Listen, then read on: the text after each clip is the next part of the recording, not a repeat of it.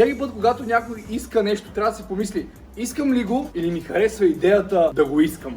Истината е, че каквото и да правим, трябва да бъдем дисциплинирани и да бъдем верни на себе си, защото ако не сме верни на себе си, на целите ни и да искаме нещо до болка, да направим всичко по силите си, да го постигнем, никога няма да постигнем резултати, ако не сме искрени към себе си. Защото има много хора, които много ги кефи да искат нещо като финален резултат, но никога не са искрени пред себе си дали този финален резултат, като го постигнат, могат да го поддържат. И всеки път, когато някой иска нещо, трябва да си помисли, искам ли го или ми харесва идеята да го искам.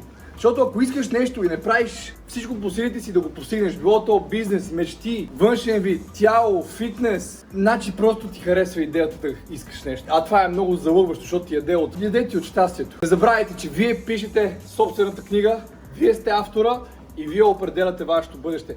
И никой друг не може да ви каже вие кой сте. Живейте си живота така, че като се сетите за вчера, да бъдете щастливи, да бъдете удовлетворени от собствените си решения, а не да ви е яд, че сте преполяли деня. Не забравяйте, легендата е човекът, който прави промяната, който пише историята.